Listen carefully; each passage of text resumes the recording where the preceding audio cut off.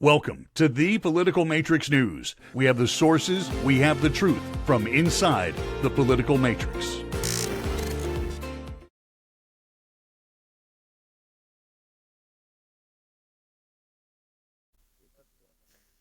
Hi, folks. It's Scott Miller, and with my partner Greg Fink here.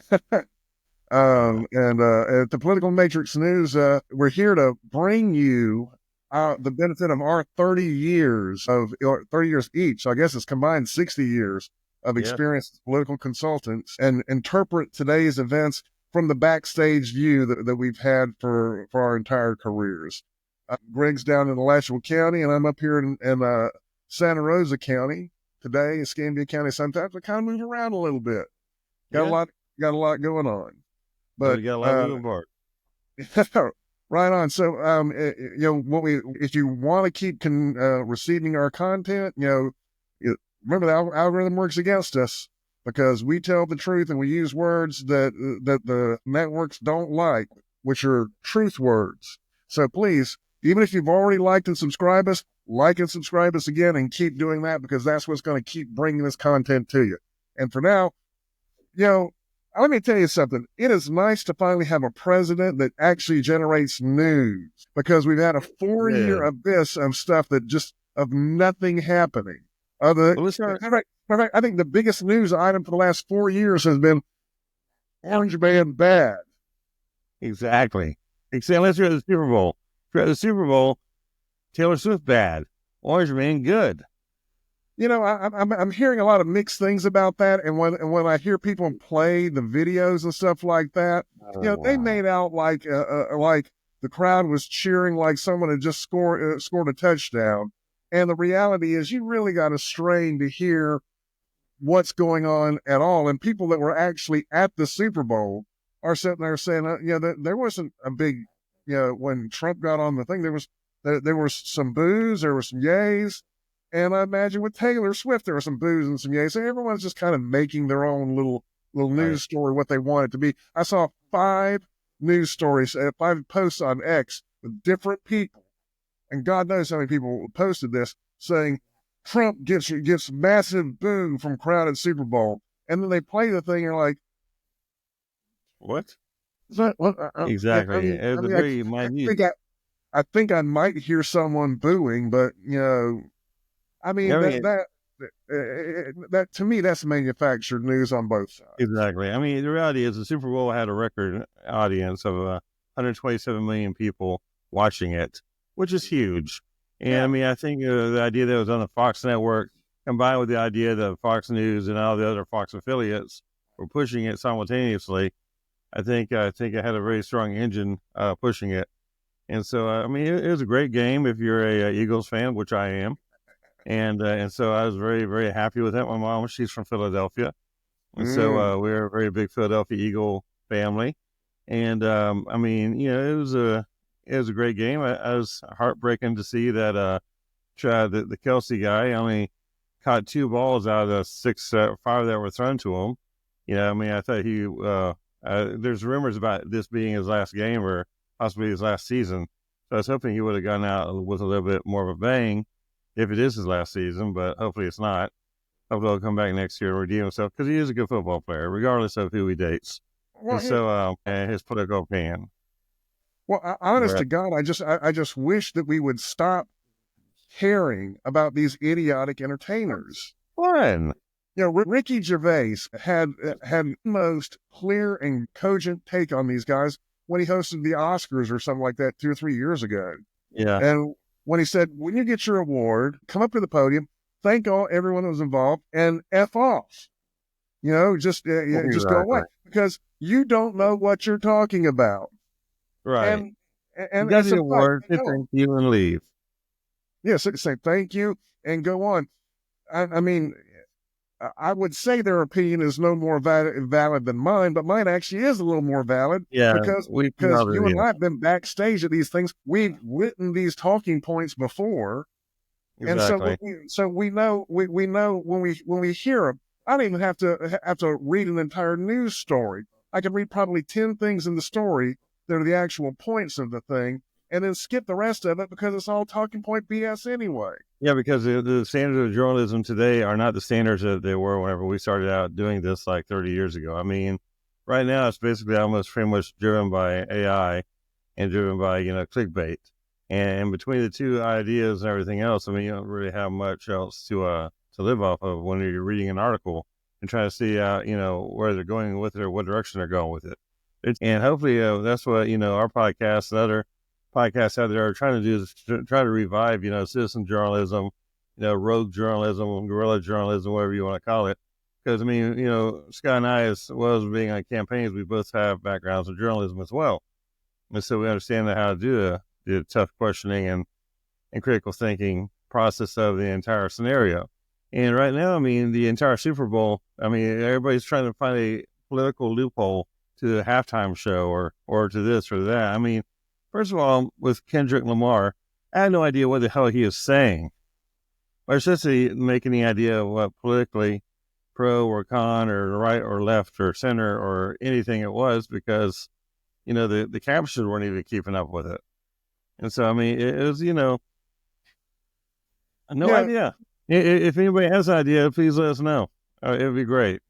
There are a few people whose political opinion, I care about less than Kendrick Lamar, and probably there's a huge broad swath of that are on the exact same level of I don't care, because you're right.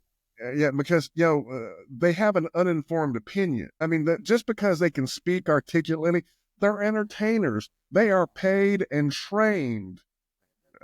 I mean, through just been years of training in some cases. Richard Gere, right. Oh my God, an amazing actor. Stupid political commentator. Has no idea what he's talking about, but he says it articulately. And people have these warm feelings about movies that he's been in, so they try to transfer those warm feelings over to some sort of credibility. He doesn't have any. All he knows is what some political activist told him.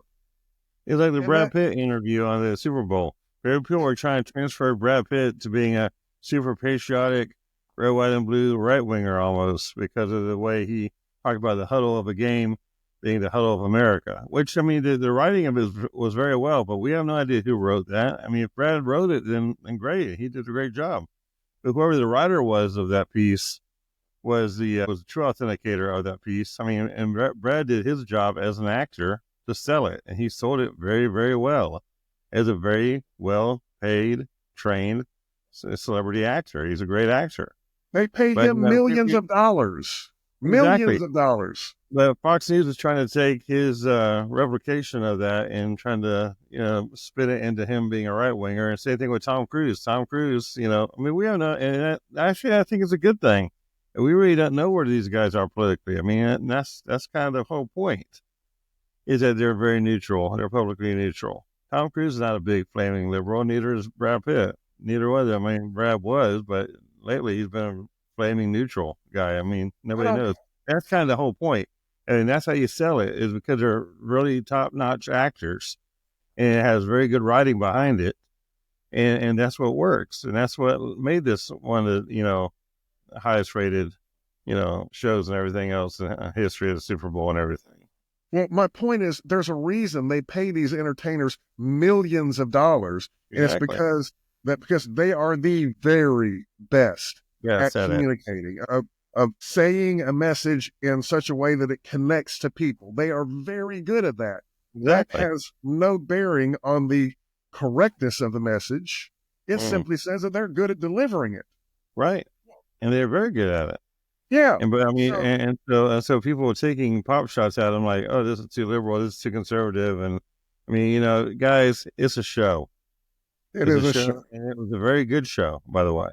It was very good. I mean, I thought it was great. It was very patriotic, very red, white, and blue, very America first. That was wonderful. And Trump was very happy with it. And so that's also another good thing. I mean, did you watch the Trump interview with Brett Baer? Yes. That was funny. Actually, I like the one today with him and Elon Musk. That was classic. Yeah, That'll get down for years. Yeah, we're going to be showing part of the Elon Musk here video here while it'll be playing on the screen while we're talking. And just don't pay attention to his adorable little son. He in my opinion, he stole the show. I mean, his son is going to be a brilliant kid probably one day, just like his dad. But they named his son X, which is interesting, just after Twitter and just after space. But I mean, what Elon was saying though, he is explaining to a speechless media, how exactly a budget works. Right. They were stunned. They were stunned that he was like, we were looking at balances. We're looking at check ledgers with no appropriations, no memo line, no, why is this money spent? Why is it going here? We're looking at money going to terrorist groups. I think $180, $200 million so far has gone to terrorist organizations to kill America. The funny point that he brought up was that in many of these checks, in a lot of these checks, there's nothing written in the check or even in the file accompanying the check to explain what the check is for. Exactly. In business, we do that. We do that so that when we get audited, we can say that this check here went to this right here, and this was a proper expense. The reason these checks, I guarantee you, the reason they're in the habit of not putting anything in the memo in a lot of these checks is because they don't want people to know why they spent it. Sometimes they're so disconnected from the decision to spend the money that they have no idea. But they don't want to know, because then someone's going to go back and do a FOIA request and suddenly find out exactly how much money are they spending on these ridiculous things. Because now they can characterize them however they want. Yeah, I mean, right now, he said they can only, if you want to retire from the federal government, because the retirement system is all done by paperwork. Not digital, by the way. This is 2025, all done by paperwork in manila folders. And it's all done in a big tombstone, basically. And we'll show a picture of it up here on the screen here coming up. But basically, they can only have 10,000 employees retire a month in the entire federal government. That's all they can handle, because they don't have the manpower to handle any more retirements. So they have to keep these people on the payroll who might not even be doing a job. They might not even have a job to do, because they're a job, but they're still getting paid. They're also looking at several employees that had salaries in the high $150,000, $200,000 range that had net worths in the tens of millions of dollars. And so they're looking to see if they're possibly trading on information that they have from the federal government, which would be illegal, or is it possible that they're getting kickbacks, which basically would end up going to nonprofits, which could end up going to some of the people that we're going to be seeing here screaming F Trump and everything else out here in front of another government building, because obviously Democrats have forgotten that they work for the people, and now their new job is to show up and protest for 8 hours a day in a hard-working day at a different government building, because they cannot do anything to pass a law or to stop a law or to write a law or to do anything to represent their people, but they can try to act like insurrectionists and try to barge into buildings that are locked. Yeah, I know. I seem to remember having very extensive congressional hearings over people barging into government buildings in the name of Trump. I'm wondering how excited. And in fact, it's the same people who are trying to break into these buildings. Yeah, it's the same people that are probably going to be getting identified as getting kickbacks from a lot of the donors and where they're going with it. It's not just USAID; it's other government agencies as well. That's one thing they were talking about with the Doge conference today. They're saying, is it just USAID you're looking at?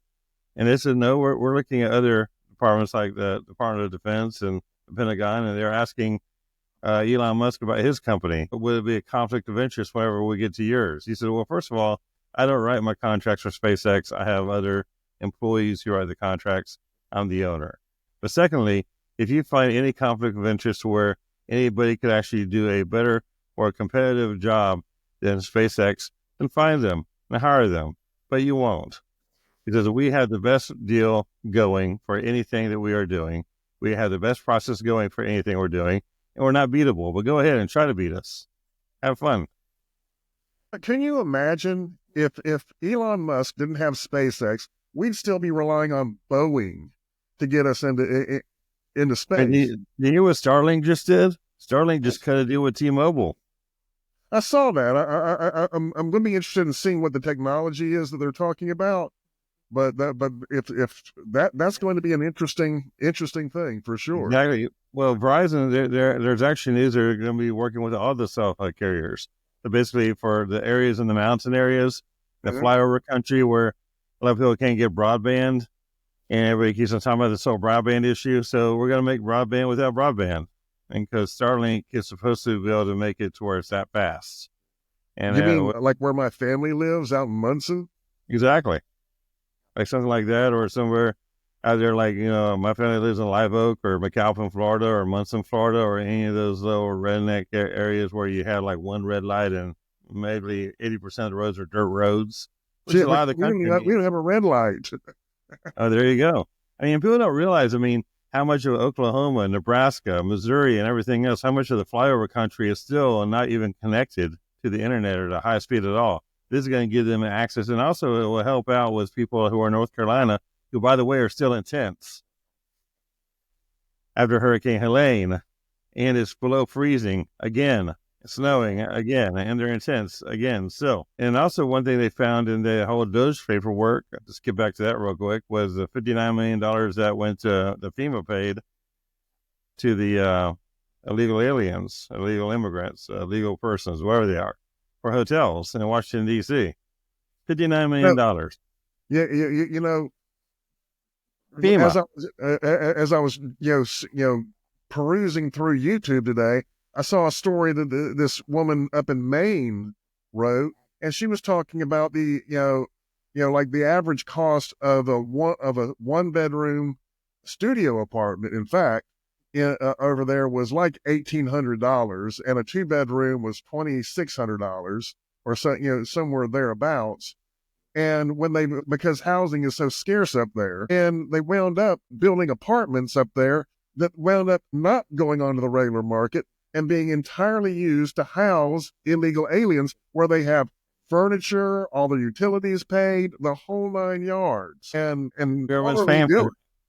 Why we have people who are suffering from a hurricane, not because they want to sleep in tents, by the way, it's because their houses were torn apart, hundreds of people were killed and died, and it's a natural disaster from Hurricane Helene and Hurricane Milton. And it destroyed a lot of people here in Florida as well, where you and I both reside. Florida recovered very quickly, but then the Carolinas did not recover so well because of all the mudslides and the flooding, the hurricane, the high winds. Just the whole combination out there in the mountains was horrible. But those people, through culture and through practice and through time, have acquired the skills and the equipment and the infrastructure to deal with snow. Exactly. Not hurricanes. We have the procedures, the personnel. We know how to hunker down and then get out and dig our way out of a hurricane just like that. You and I have both been through 10 of them apiece, probably easily.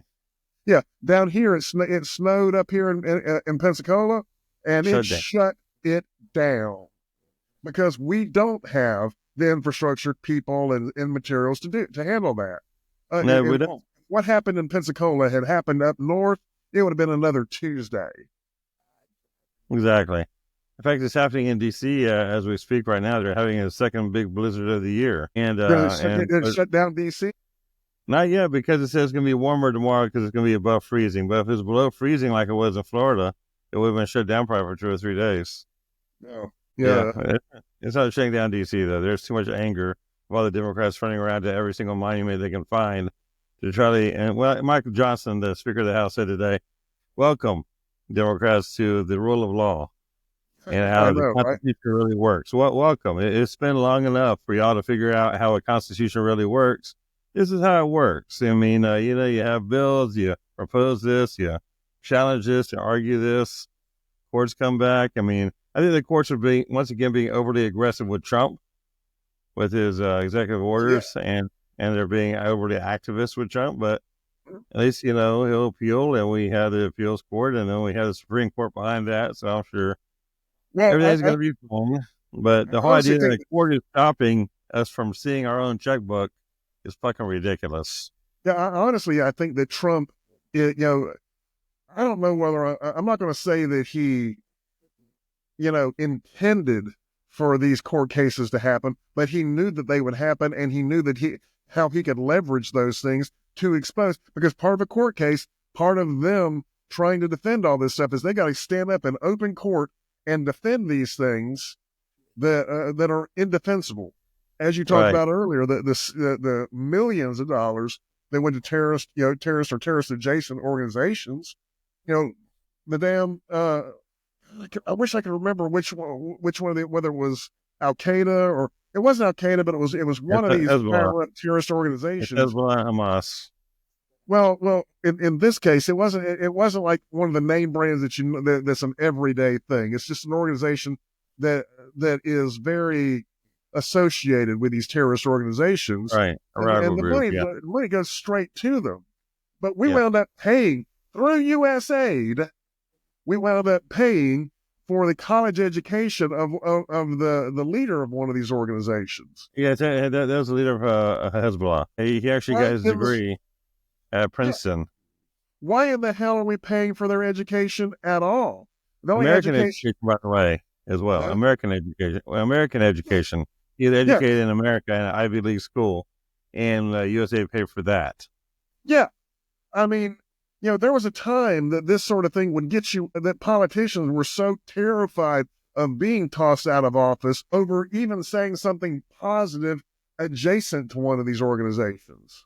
Well, unfortunately, right now, with incumbents winning 98% of their elections because of big money and big media and the entire idea that anybody but the incumbent is allowed to win, according to both parties, they're not scared anymore. They're not terrified anymore.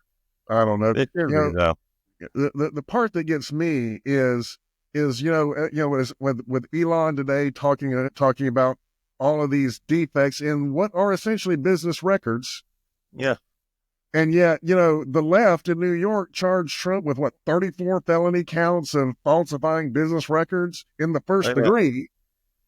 And then we find out that falsifying business checks is just normal practice in the federal government. Unless you're Trump.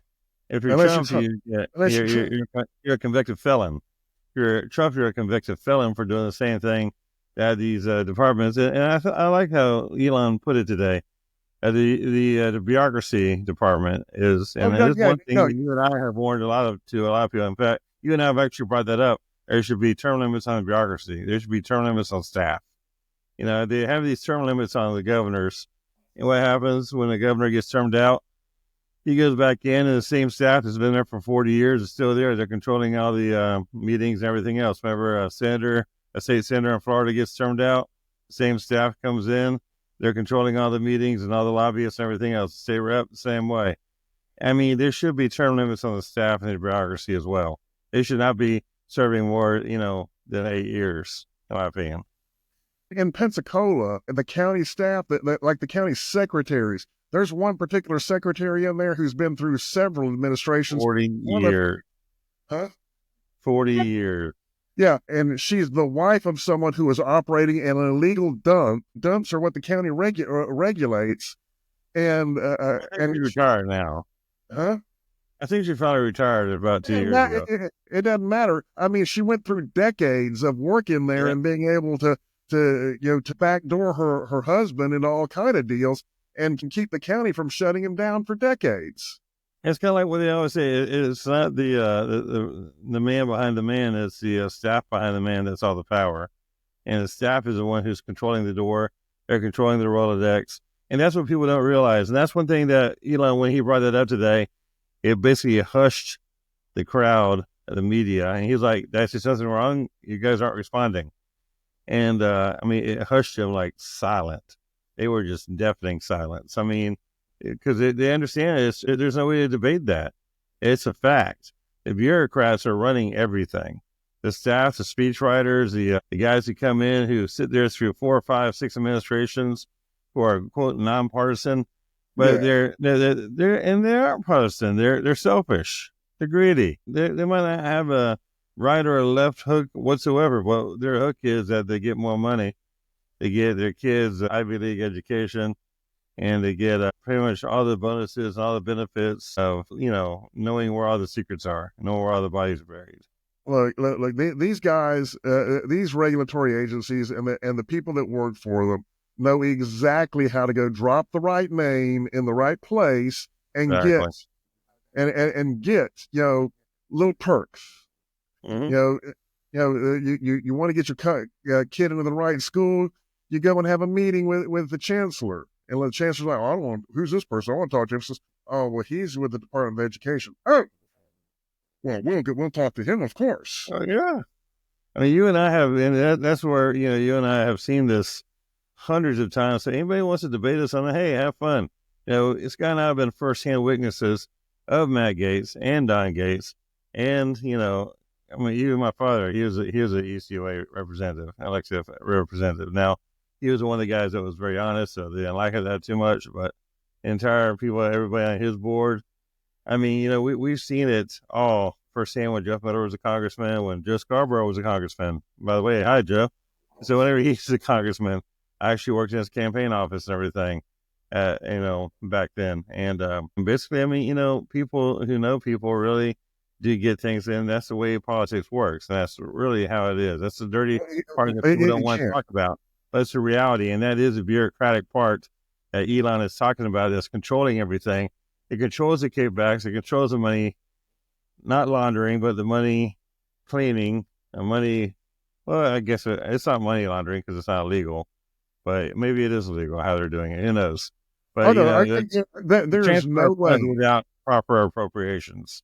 There's no way that these people, after decades of never being called to the carpet and just being able to do all these things with impunity, there is no way that these guys have operated with impunity for decades and have not broken the law.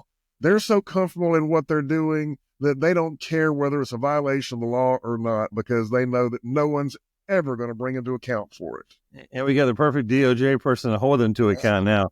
And by the way, it's very ironic that she is holding them to account while at the same time that Trump has pardoned Blagojevich, the former Illinois guy who was trying to sell the Senate seat, and I watched Rachel Maddow last night, which hurt. Really, it did hurt a lot. But I did watch Rachel Maddow and her explanation of Blagojevich, where she defended him, I think, or was a little more soft on him years ago. But now he's like enemy of the state because he is pardoned by Trump. Because Trump pardoned him, he was evil and he was like selling the seat and he's trying to get money and trying to earn a better job. Which, by the way, they're all doing it. All of them are doing it. And then also the mayor of New York, he got a pass. He got all of his charges dismissed by the DOJ today, which I'm sure the SDNY is probably going to flip out, and I'm sure their hair is still on fire. It'll probably be on fire at the SDNY, Southern District of New York, for the next probably 3 or 4 weeks, because they're like, really? We had all these charges, which were menial charges. I mean, they were low. I mean, they're so menial. It wasn't even funny. But the thing is, the whole idea, the deal that he has to take is that he has to comply with Trump, which they're saying, oh, that Trump is forcing him to do his to do something. But the complying is, though, he has to enforce the immigration laws. He has to desanctuarize, that make the city not a sanctuary city, and he has to basically follow the laws of the Constitution and make New York a safer and better place. Well, only the Democrats. Sounds like really bad, doesn't it? It's a bad thing, isn't it? Only the Democrats would think that doing your job is somehow illegal. Exactly. The deal is that just cut out the immigration, cut out, extorting, don't break any laws, comply with the administration on making everything safe, and you're good.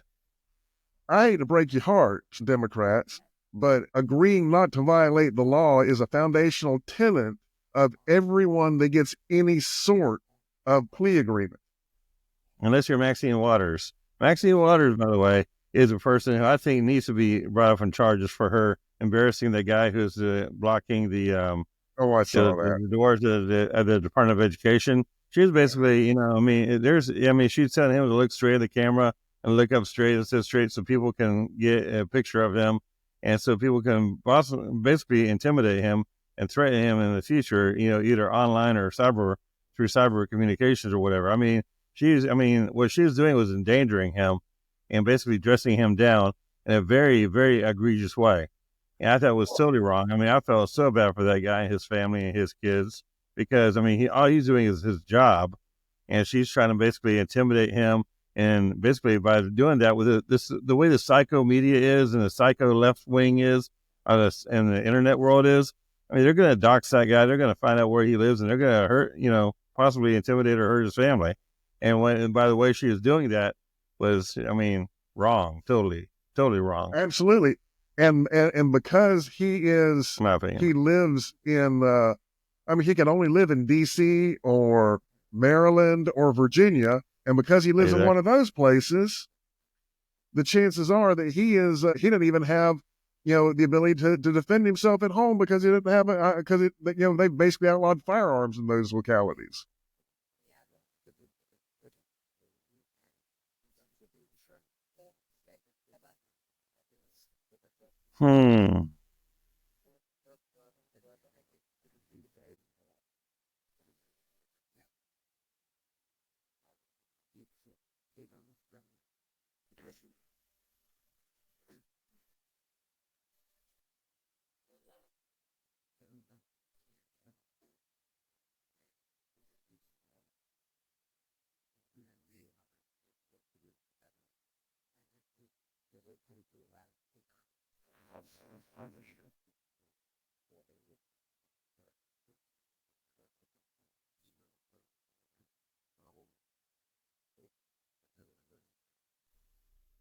There you are. Oh, well, yeah, shit happens.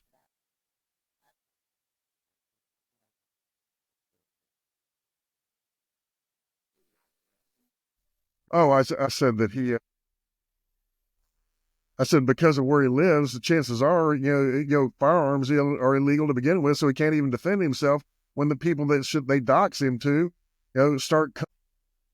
Okay, sorry about that. I think we got cut off there. So, what were you saying about the doxing and where he lives at?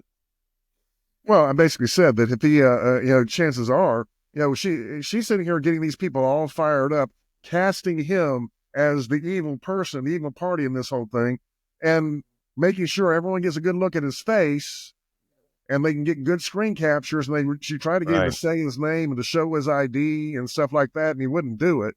But he didn't stand there like a man. But she's gonna get these people all fired up, and they're gonna come visit him in the middle of the night. And chances are, the fact that he lives he's going to have to live in Virginia, Maryland, or DC itself, and I don't even know if he has the ability to own a firearm to defend himself. Right, exactly. And so, I mean, this whole intimidation and their continuing intimidation, a lot of it's being done by our wonderful local congressman here in Orlando, Maxwell Frost, who once again has decided to jump on the bandwagon along with all the crazy people. I forgot all their names, but basically, I mean, whenever you watch the entire show of them doing that as their day job, it's like, come on, guys. I understand your activism drive. I get it, but it's time to start governing. I saw the most hysterical episode of The View the other day, where Whoopi Goldberg. They're all hysterical. Oh, I know. And this one, Whoopi Goldberg was talking about how, it was proudly talking about how they have restrained themselves from not trying to amp people up to commit violence. I'm like, what? What show are you talking about? Oh my gosh. I mean, they're one of the most egregious offenders. They just do not get it. I mean, it's like they don't hear themselves at all. I mean, it's not really the elite versus the poor anymore. It's just, stupidity. I mean, we have a IQ issue here to where something's not connecting here somehow. They're not realizing that whenever you grow up and you tell, these kids that sticks and stones will break my bones, but nails will never hurt me. You teach, your children to, respect people and not call them names. They don't understand, and they're high in age. I mean, they're not youngins. I mean, Whoopi Goldberg and her whole team, they're pretty up there in age. They've been around the corner. Joy, yeah, her and Joy Behar, they're the two seniors. They know what harsh words mean. They know what hate means. They've had words, I'm sure, used on them. I'm sure they've used on others. I mean, they know how this game works, and they should be held responsible and accountable for the fuel that they're firing up here. I mean, they had these other people on The View who I have no idea why they even have an opinion whatsoever, because it's like they don't really have any kind of concept of what anything is. I mean, it's just stunning to watch that whole show. It's almost as painful as watching Rachel Maddow. I mean, but it's the whole thing. Guys, wake up and grab a dictionary. Please grab a dictionary and get the meanings of the words correct, because y'all are so off track and off base. Now, did you see the wonderful job that the vice president did today in Europe about AI, about telling them did not restrict America's presence in the AI world? It did not, and basically it's all about free speech. Mm-hmm. About how everything over there in Europe is being censored, or basically being censored to a degree to where it's against America. And basically, the whole idea here is that we're the superpower. Quit. If you're going to translate something, translate it properly. Mm-hmm. Don't translate it with an opinion or the bias, or take your bias out of it. Or just stop doing any bias. Just do exactly what is being said. And let the people involved in social media, let the participants and everything else react the way they react. I mean, but let AI be AI. And the whole idea is that, basically allowing other governments to go ahead and start, using their AI presence to basically scuttle free speech, or just scuttle the argument, and to basically destroy the arguments of what's being said, basically puts everybody on a whole different playing field, and everybody's lost. Because, whenever Trump says something, he says it very clearly. He doesn't need much interpretation.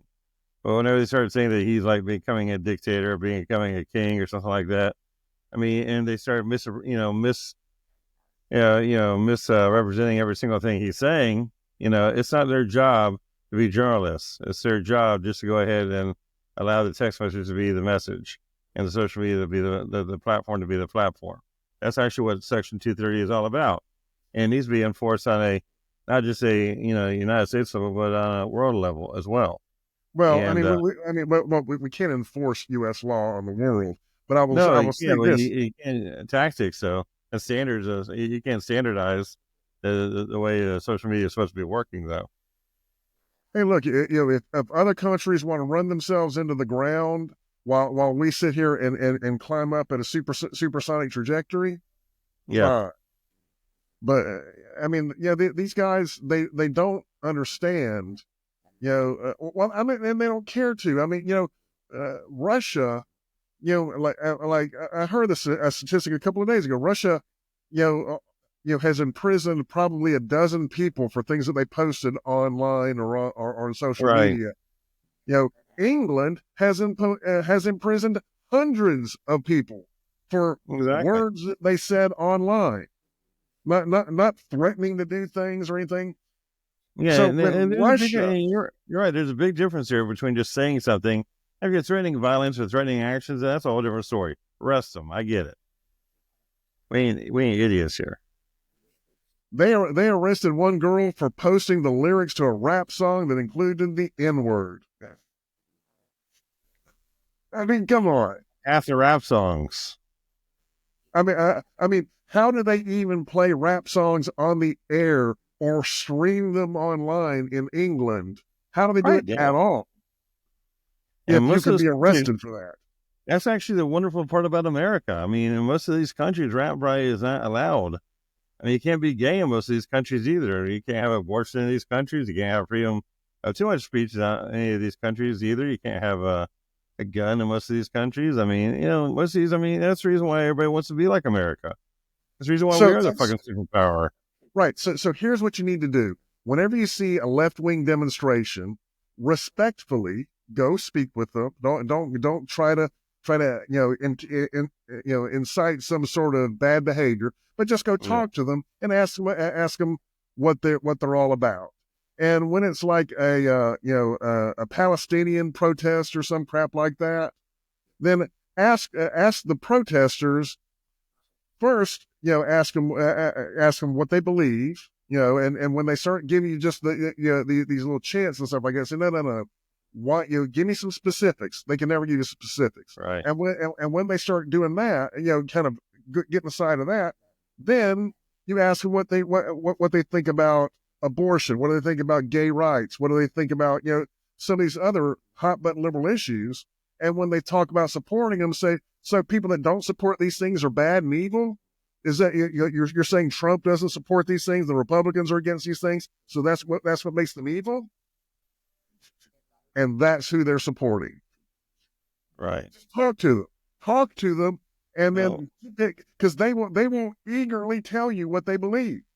Well, the next biggest question about the Palestinians, it was interesting you brought that up, was, the biggest talk today now is what part of the Trump narrative are we on with Gaza? I know everybody around me thinks I'm crazy, but I think that the Gaza idea of America taking over, I agree with Trump 100%, because I do not believe in a two-state solution being a peaceful solution ever in my lifetime or my grandkids' lifetime or my great. It's never going to happen, period. And so the only way to keep it peaceful is to have an American presence over there, which, in order for us to, it has been blown from here to kingdom come. And a lot of my Republican friends tell me they're used to that. They like that. They like living in rubble. I'm like, are you fucking kidding me? I mean, first of all, what kind of Republican is a Republican who wants to tell these people that's the best it's going to get? I mean, come on. It's not, guys.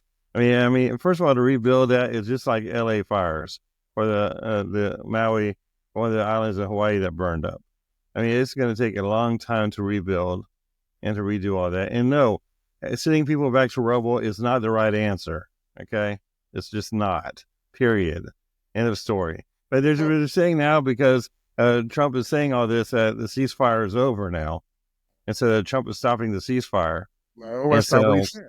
That is not what he said. Well, I know it's not what he said, but that's what Hamas is saying he's saying now. So Hamas is now getting ready to arm up.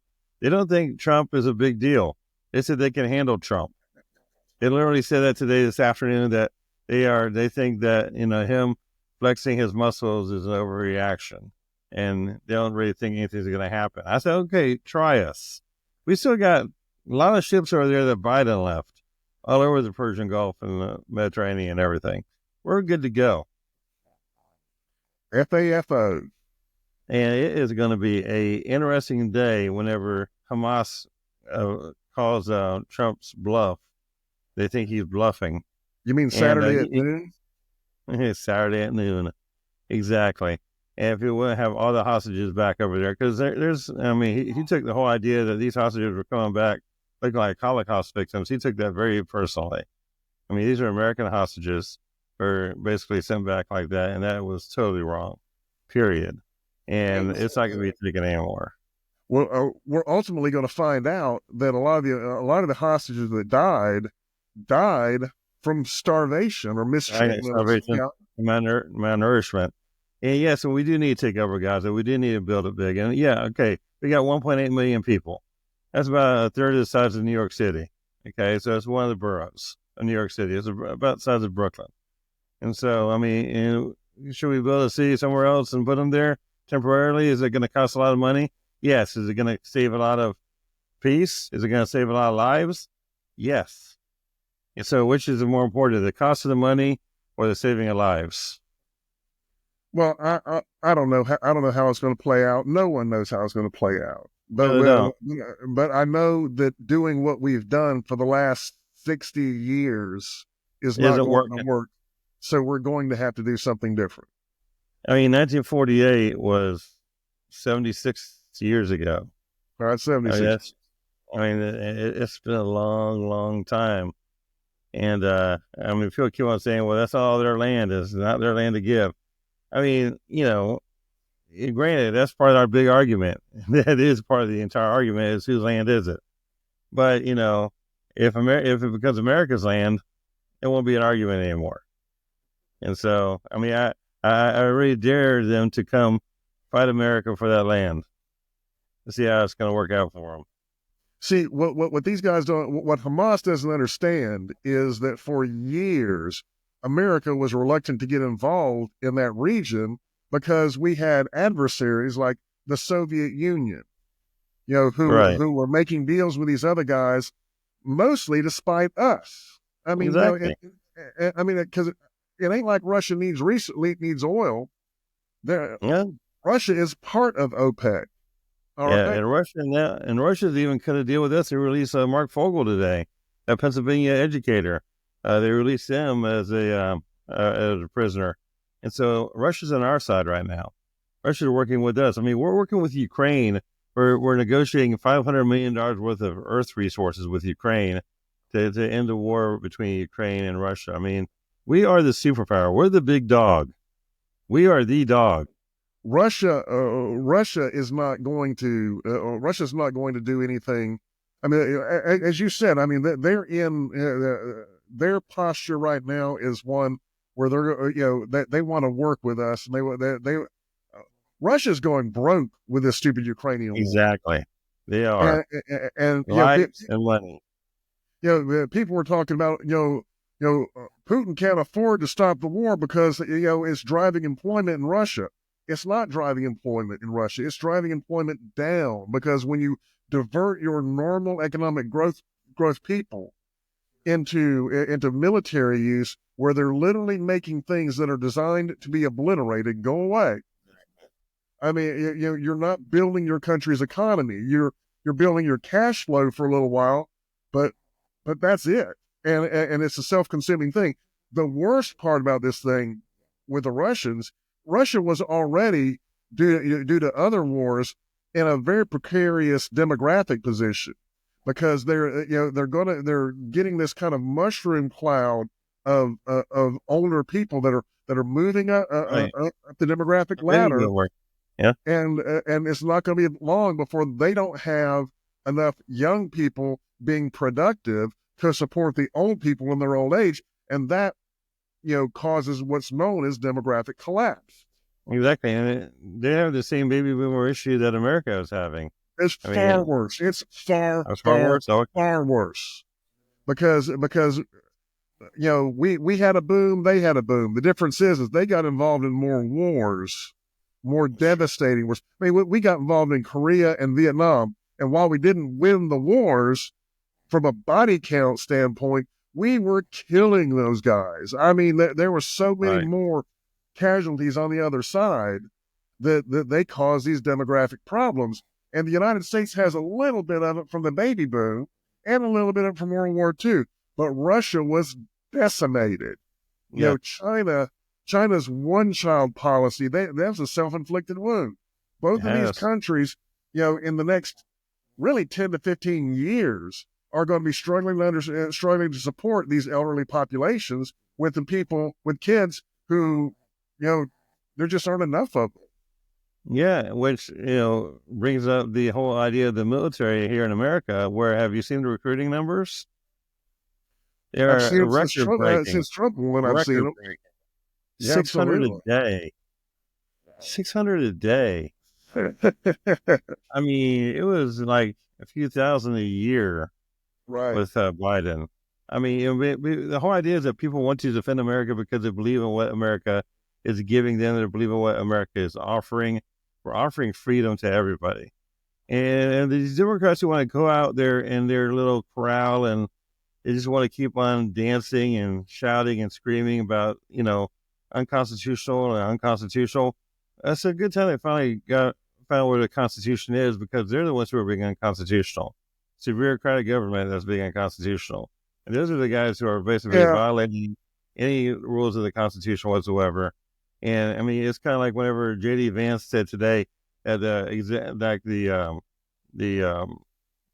government, that the courts cannot be in charge and cannot start running everything.